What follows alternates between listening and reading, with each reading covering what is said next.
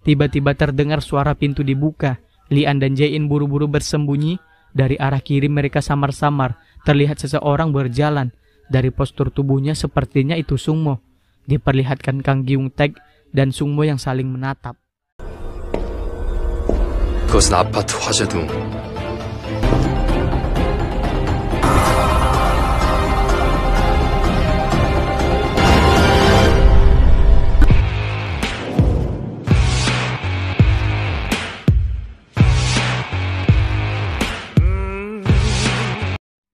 25 Oktober 2005, Pak Nam sedang memandangi Jae-in yang tertidur. Tiba-tiba dia mendengar suara deru mobil, sepertinya itu mobil jasa pindahan. Pak Nam sedikit heran karena dia tidak mendengar ada penghuni baru yang pindah. Penghuni baru itu adalah Sungmo dan ibunya. Mereka segera masuk ke apartemen mereka. Begitu masuk, Sungmo segera mengunci pintu. "Kita akan aman di sini," ucap Sungmo menenangkan ibunya. Kang Yunju meraih tangan Sungmo. "Sungmo, dia akan menemukan ibu lagi. Mungkin ibu harus mati supaya ini berakhir." Di apartemen sewaannya, Sungmo menatap bayangan dirinya di cermin. Dia lalu menempelkan kertas kecil satu persatu.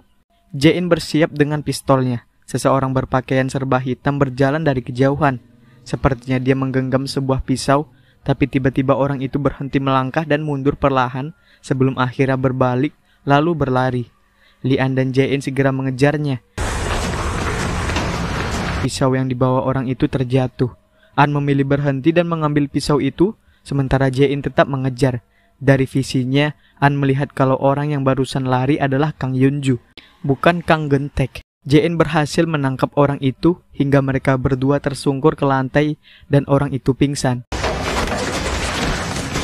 Jae-in terkejut melihat orang yang ditangkapnya adalah Kang Yunju. Sungmo berjalan di lorong kereta bawah tanah, tapi bukan di stasiun Saikidong, melainkan stasiun Kangguk. Sungmo membuka sebuah pintu dan masuk ke dalamnya. An menghampiri Jae-in. Yun Jae-in, yang menyembunyikan tas itu bukan Kang Geun-taek. Satu-satunya orang yang mengambil foto dan rantai adalah Hyung sendiri. Ada yang tidak beres. An berusaha mengingat-ingat visinya lagi, dan ternyata dia melihat tulisan di dinding belakang tempat Sungmo duduk. Stasiun Kangguk. Itu tulisannya. Jae-in membenarkan ada nama stasiun Kangguk. An menghela nafas. Itu bukan stasiun Saikidong. Hyung ada di stasiun Kangguk. Sungmo masuk ke ruangan di mana Kang Geun-taek bersembunyi. "Keluar," ucap Sungmo. Permainan bersembunyi sudah selesai. 나와. 실은 끝났어. Suara Kang Geun-taek menyahut. "Tidak aku sangka kamu tahu aku di mana." "Aku terkesan, Kang Sungmo. Fakta bahwa kamu melacakku di sini berarti kamu sudah belajar tentang masa kecilku." 있는 곳을 알아내다니 이곳을 찾았다는 건. 또 나와. An melajukan mobilnya di jalan raya seorang diri tanpa Jae-in. Dia menelpon Jisoo dan memberitahunya kalau dia menemukan Kang Yunju di stasiun Saikidong. "Datanglah ke stasiun Kangguk sekarang. Hyung ada di sana, Nona. Kamu harus menghentikan Hyung." Jisoo menghubungi Pak Nam untuk minta bantuan. Jisoo sampai di depan stasiun Kangguk. Sungmo berjalan mencari keberadaan Kang Geun-taek di ruangan yang penuh mesin-mesin. Dari lantai tempat Sungmo berpijak, tiba-tiba keluar asap. Asap itu mengepul hingga memenuhi ruangan dan menghalangi pandangan Sungmo. Tapi samar-samar, Sungmo masih bisa melihat Kang Geun-taek yang berjalan keluar berusaha melarikan diri dari Sungmo. Sungmo segera mengejarnya, mereka pun adu kekuatan.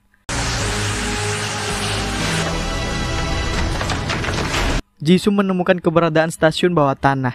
Dia masuk ke balik pintu merah yang tadi dilalui Sungmo. Di dalam, Sungmo dan Kang Geun-taek berkelahi.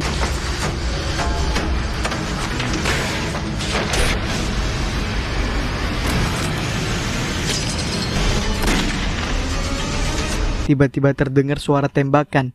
Jisoo menodongkan pistol ke atas. Jisoo menodongkan pistolnya ke arah Kang Geun-taek.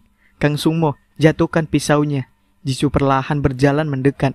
"Jangan kemari, Yun Jisoo," pinta Sungmo. Jisoo tidak peduli. Peluru pertama kosong, tapi peluru keduanya sungguhan. "Tolong jatuhkan pisau itu."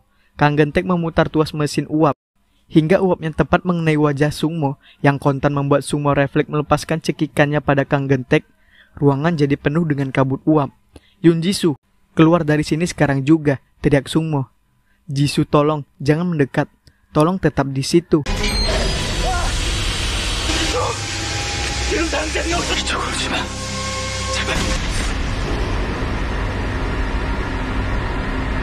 Tiba-tiba Kang Gentek datang dari arah belakang Jisoo dan menusuk perutnya. Jisoo seketika ambruk ke tanah, sedangkan Kang Gentek melarikan diri. Sumo segera menghampiri Jisoo.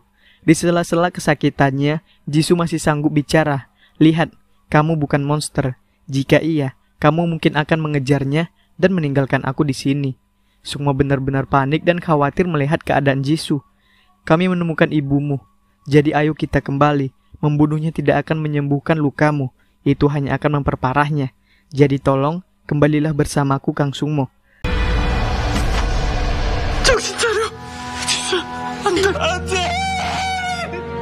Dari walkie-talkie, petugas yang ada di ruang rawat Kang Yunju mendengar pemberitahuan bahwa ada seorang detektif yang tidak sadarkan diri. JN segera mengambil walkie-talkie itu. Apa korban itu detektif Yun Jisoo? Petugas di seberang membenarkan. JN menjatuhkan walkie-talkie-nya saking terkejut dengan berita yang baru saja dia dengar. An baru sampai di stasiun Kangguk. JN menghubunginya dan memberitahu apa yang sudah terjadi. An tentu saja kaget mendengarnya. Di kejauhan, An melihat Kang Gentek yang berlari keluar dari stasiun Kangguk sambil memegang lengannya yang terkena tembakan. An segera berlari sekuat tenaga mengejar Kang Gentek. An mencari jalur kereta di sekitar sana. Dia terus mengikuti jalur rel kereta api hingga menemukan sebuah terowongan dalamnya. Dan benar saja, Kang Gentek memang berada di dalam terowongan itu. Dia mengeluarkan semua kemarahannya dengan meninju wajah Kang Gentek berkali-kali. Dari sentuhan fisik itu, An bisa melihat saat Kang Gentek menusuk Jisoo. Saat menyentuh leher pria itulah, An mendapat visi tentang apa yang terjadi di rumah perawatan Hanmin sebelum kebakaran. Kang Gentek masuk ke salah satu ruangan di rumah perawatan Hanmin. Aku akan membunuh para wanita di bangsal ini satu demi satu setiap 30 menit. Kamu bilang kamu tidak akan membunuh mereka jika aku datang, ucap Kang Yunju. Kang Gentek menyuntik Kang Yunju dengan obat bius. Dia lalu membawanya. Tiba-tiba Kim Gap Yong datang dan menendangnya. Mereka pun berkelahi.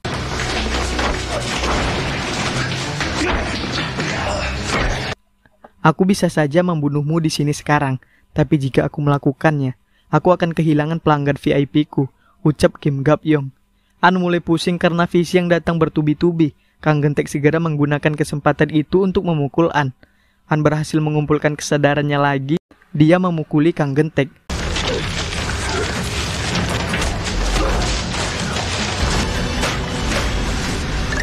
Tolong jangan bunuh orang lagi, karena aku, kata Kang Yunju. Kamu pikir aku adalah orang yang membakar apartemen 11 tahun yang lalu. Aku akan memberitahu kebenaran hari itu. Jika kamu datang ke sini, ucap Kang Gentek di telepon. Kebenaran hari itu? Apa kebenaran di balik kasus Yungsung? Apa yang sebenarnya terjadi? Tanya An. An melihat visi lagi saat mencekal tangan Kang Gentek. Dia melihat Sungmo yang pergi dari rumah perawatan Hanmin dengan mengendarai mobilnya. Dan di bangku belakang mobilnya ada Kang Yunju yang tidak sadarkan diri. Kenapa Kang Sumo ada di sana? Kang Gentek heran bagaimana An bisa tahu. Pak Nam bersama beberapa tugas ke sana. Jangan salah paham dan berpikir Kang Sumo menyelamatkanmu. Dia baru saja menjinakkanmu. Jisoo sedang dioperasi. Hanya ada Sungmo yang memandang ruang operasi dari balik tembok. Pak Yun dan detektif Lee datang dan tidak melihat Sungmo. Sungmo segera pergi dari sana. Tangan Kang Gentek diborgol dan dikaitkan di atas jendela mobil. Dan diam-diam, Kang Gentek ternyata membawa sebuah kawat kecil. Jelas itu akan dia gunakan untuk melepaskan borgolnya. Operasi hampir berjalan selama 4 jam. Dokter keluar dari ruang operasi. Pak Yun dan detektif Lee segera menghampirinya. Pukul 20:45, Yun Jisoo dinyatakan meninggal. Semua tertengun. Pak Yun terduduk di bangku lalu menangis. 사망하셨습니다.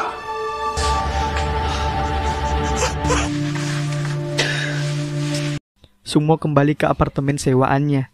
Sungmo memperhatikan daerah-daerah yang ada di area yang dia lingkari. Setelah itu Sungmo melepas peta itu lalu mencopoti kertas-kertas yang dia tempel di cermin. An termenung sendiri di apartemennya. Dia kesal mengingat perkataan Kang Gentek padanya saat di terowongan. An masuk ke kamar Sungmo dengan kasar. Dia mengacak-acak lemari berharap mendapatkan petunjuk. Dia bahkan membuang buku-buku yang ada di atas meja saking marahnya. An memukul meja dengan tinjunya. Tapi siapa sangka, dia malah melihat sebuah visi. An melihat Sungmo yang duduk di depan meja sambil menggarisbawahi kata-kata stasiun Saikidong dan kalimat yang berkaitan dengan anak-anak pengemis yang dibelenggu lehernya. Sungmo lalu meletakkan kotak Rubik di atas dokumen itu. An tertengun. Berkas kasus itu, dia sengaja meninggalkannya di sini. An lalu mengambil Rubik yang ada di atas meja. Dia melihat Sungmo yang membuka sebuah kotak yang berisi Rubik itu. Lalu Kang Sungmo yang tersenyum sambil memakikan cincin di jari ibunya. Orang yang memberi cincin pada Kang Yunju adalah Kang Sungmo. Pak Nam memasang papan bertuliskan tutup di depan pintu pusat keamanan Seo Hyun. Terdengar langkah seseorang di belakangnya. Ternyata yang datang adalah Pak Yun. Mereka lalu berbicara. Pak Yun meminta Pak Nam mengambil alih kasus yang sebelumnya diselidiki oleh Jisoo. Menurutnya, Pak Nam adalah orang yang paling tepat untuk menyelidikinya karena dia yang lebih tahu tentang penyelidikan kasus Yungsung yang dulu belum selesai. Pak Nam bertanya apa Pak Yun sudah siap dengan konsekuensinya. Pak Nam dan Detektif Kim memperhatikan Kang Yunju yang terlihat melamun di dalam ruangan interogasi. Jae-in mendapat telepon dari Pak Nam yang bertanya bagaimana Jae-in dan An tahu Kang Yunju ada di stasiun Saikidong dan Kang Gentek ada di stasiun Kangguk. Pak Nam melongo saat diberitahu soal kemampuan An. Hei petugas Yun, aku tidak salah dengar. Li An, kamu bisa membaca ingatan orang lain?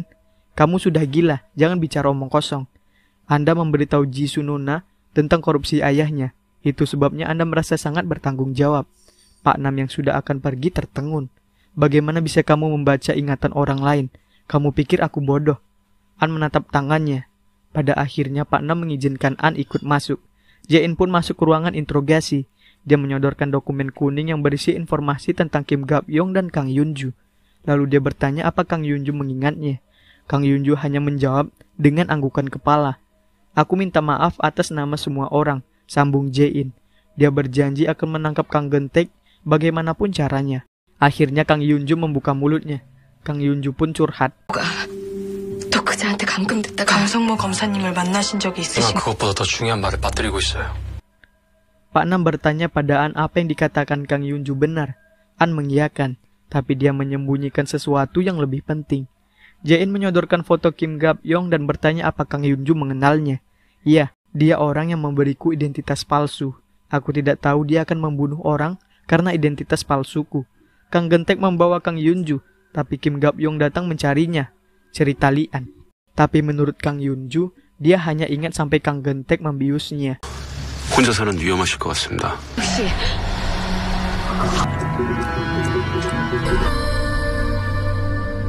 Pak Nam bertanya lagi tentang kebenaran pernyataan dari Kang Yunju. An membenarkan, tapi orang yang terakhir membawanya adalah Sungmo Hyung.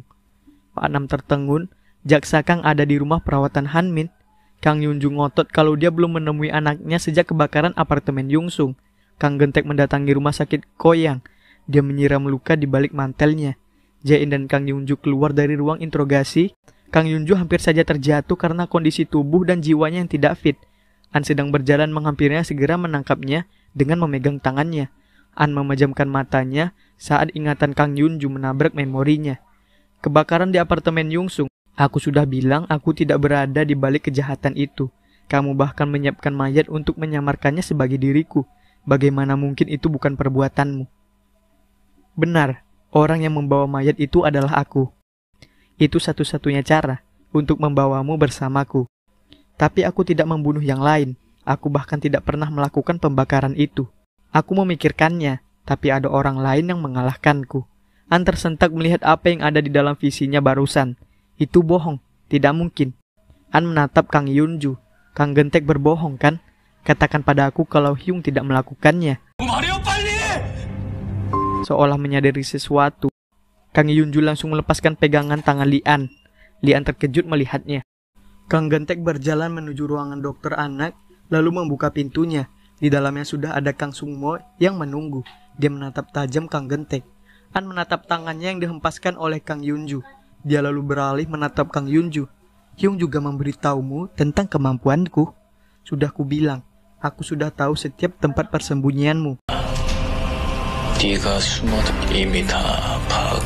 Kang Gentek perlahan memundurkan langkahnya. Dia lalu berbalik dan melarikan diri. Tapi baru beberapa langkah, sesuatu menghentikan jalannya. Ternyata kakinya terperangkap jebakan besi. Dia menoleh dan melihat Sungmo yang berjalan pelan ke arahnya.